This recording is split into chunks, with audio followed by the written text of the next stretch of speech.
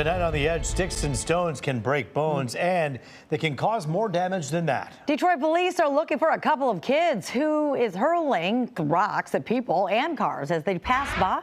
Fox 2's Jessica Dupneck joining us live with more on the unsuspecting victims who were apparently at the wrong place at the wrong time. Jessica. Oh, yeah, absolutely, Taryn. Now, we're talking about two teen boys here in downtown Detroit. They were able to get access to the train tracks right here where we're standing. It's not very hard. A lot of places along the tracks, you can walk right up. They walked a few blocks toward the Amtrak station downtown. Once they got a good vantage point of cars and people below, they started throwing rocks. This is not a game. It's not a joke. This goes beyond kids just being kids. The two teens climbed up onto the Amtrak tracks here in downtown Detroit. It's trespassing, but it doesn't end there. They got the bright idea to chuck rocks at one man just walking, minding his own business, hit in the face. He was then transported to the hospital, received medical care and some stitches. Then, 12 minutes later, Detroit police say a woman's windshield hit by another barrage of rocks. She thought she was shot at. So just imagine driving and the impact of rocks hitting your vehicle. We could have had a collision with other motorists on the roadway.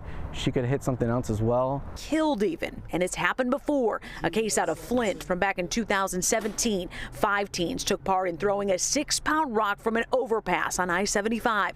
It hit a passenger in a van and the 32-year-old man was killed. One of those teens charged and sentenced for second-degree murder. He's serving up to 20 years in prison, and that's what's at stake in this case, downtown Detroit. This is going to result in some serious felony charges. After the second rock tossing near Baltimore and 3rd Streets, witnesses say the teens ran off. No one saw them get into a car. It all happened around 1 Thursday, and since, nothing. There's no pattern of this. Our downtown area is extremely safe. Commander Matthew Fulgenzi is asking the kids to turn themselves in and obviously never do this again. They don't know what could happen by the trains up there. Trespassing, they could injure themselves. So again, reminding the parents, know where your kid's at, talking to them. It's not much, but one of the suspects had a bright green hoodie on and the other a burgundy sweatshirt. DPD working to get video out to the public once they can find it. It's unacceptable, and we're going to get them. We haven't seen that video quite yet. Lots of cameras, though, downtown. It bears repeating. One of the teens had a bright green hoodie on, the other a burgundy crew neck. It's not a great description, but if any of this sounds familiar, call the 3rd Precinct. They're investigating. Reporting downtown Detroit, Jessica Dupneck on The Edge. Yeah, this could have been so much worse, like the Flint case that you referred to. And, you know, you have these teenagers, you think it's a funny prank, and one person tries to get the other one to do it. And then, you know, they don't really realize the true consequences. I mean, yeah, you're talking about a guy that got rushed to the hospital after getting, you know, rocks in the face and stitches, and not to mention you're adding in a vehicle. I mean, you could have hit a pedestrian. In this area, 3rd in Baltimore, where it happened, it gets a little busy with foot traffic, so absolutely could have been a whole lot worse out here. Yeah, frightening, startling, and really a chain reaction could have been happening. So I guess that part is a good thing. All right, thanks, Jessica, for that. Hopefully they'll be identified soon. The lawyers for the Oxford school shooter are running into a roadblock. They want the shooter's guilty plea thrown out, but they'll have to act fast for a judge to consider it. Judge Kwame Rowe is giving the Oakland County Prosecutor's Office a month to resubmit the proper paperwork. Back in June, the shooter's new lawyers turned in briefs requesting a new sentence. They argue the young gunman didn't fully understand his decision to plead guilty. They also want that judge to go over that new evidence, claiming the shooter's mom struggled with alcohol abuse, especially during pregnancy. The gunman's lawyers say that could have impacted his mental development. This is something that is new, and I believe it's supported by, it sounds to be credible witnesses. From a legal perspective, as lawyers, as judges, as prosecutors, we want to get this right. The judge says prosecutors violated court rules by submitting briefs longer than 20 pages. He's giving them until November 19th to get it right before anything can move forward.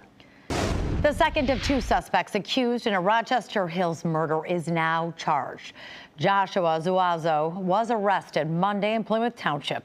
He and Carlos Hernandez are accused in the deadly home invasion last week. The two allegedly posed as DTE workers to gain entry into businessman Hussein Murray's home before killing him and tying up his wife. Hernandez was arrested last weekend in Louisiana. Zuazo's arraignment is expected tomorrow.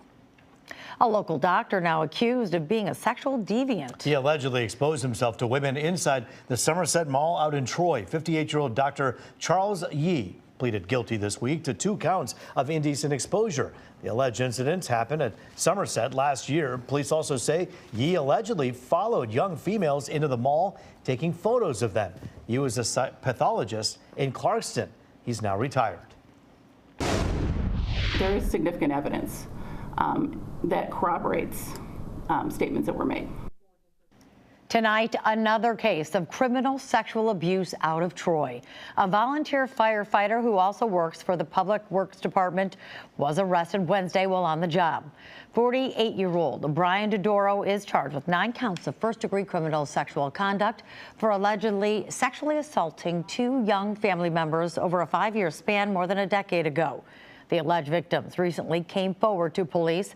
Dodoro was given a $250,000 bond. He will be allowed to work while on a tether if he is set free. Well, a man trusted to keep students safe is accused of having sex with a student at East Point High School. Darion Webster from Detroit is facing 3rd-degree criminal sexual conduct charges. Macomb County prosecutors say the 26-year-old security guard had sex with a girl at the school on Tuesday. He's being held on a $150,000 bond. Over the last few years, Macomb County has seen a concerning rise in domestic violence cases. And the county is working hard now to bring those numbers down. Fox News' Lauren Edwards explains what's behind this surge. From January to July, we had over 2,100 cases that were brought to the office for warrant authorizations. 2,105 to be exact. That's the number of domestic violence cases that the Macomb County prosecutor Peter Lucido says his office saw in just the first 7 months of 2024. This is how many cases come through the Macomb County prosecutor's office that are reported. How many aren't reported? He says it's been growing over the years, from 1,834 in 2020 to 2,650 last year. He believes the early surge this year is on pace to surpass last year's total. But he believes it's because there's more awareness surrounding domestic violence. I think they're talked about more often on the social media as well as even the news. And we educate right there in schools. And that's the key, he says, education. He says law enforcement has been going to schools and talking to 4th, 5th, and 6th graders about domestic violence. If we're teaching them about what is acceptable behavior, what isn't, what is abuse, and what is domestic violence, I think we got a better shot of realizing that people will be more open to report, and people will be more open to hold their emotions back, knowing the consequences that come with it. And kids, he says, may be more apt than adults to report it, so they can speak to a teacher or coach. I think there's people coming forward because we never got these kind of reports like we do now. Even though they're seeing a spike in cases, he says there's been a 67% increase in crime victims getting the support services they need. Regardless, he'd ultimately like to see the numbers go all the way down. I wish it would stop. I wish that we would be able to say to ourselves that there's a better and more productive way to articulate with one another what it is we're trying to do. Lucido says if you're a victim or you find yourselves in these kinds of situations, please know that abuse is not your fault. There are support services and resources, and for a short list of them, you could head to fox2detroit.com. Reporting here in Mount Clemens, Lauren Edwards on The Edge. It was a great day out there. You can see those fall colors shine under the beautiful sunshine. You know, I don't know, but right behind Lauren, I think that was Christmas lights. Yeah, it did like seem festive, like that. Cold weather lights. A lot of mixed messages here, Rich, with the weather. Well, we're going to see a great stretch continue into the weekend. So if you're putting up Halloween decorations or perhaps Christmas decorations, it's going to be a great weekend to do that. High pressure is parked over the Great Lakes down through the mid-Mississippi Valley. And as a result, we have day after day of sunshine.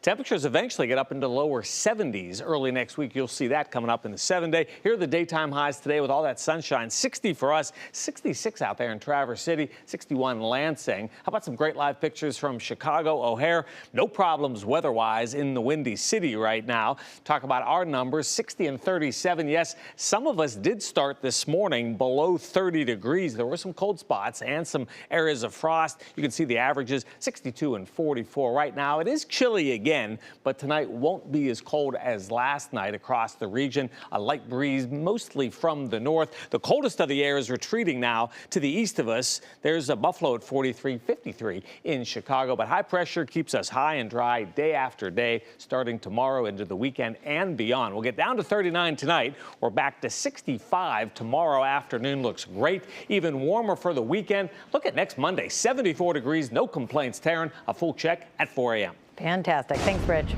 Well, it's the largest drug bust in the history of St. Clair County Drug Task Force and the Sheriff's Office. On Tuesday night, more than 370 pounds of cocaine was confiscated from a semi-truck near the Blue Water Bridge. The street value on that dope is worth more than $16 million. The St. Clair County Road Patrol, K-9, Brock, Port Huron PD, Michigan State Police, and Homeland Security all contributed to the bust. The suspect, who has not been identified, is currently being held at the St. Clair County Jail.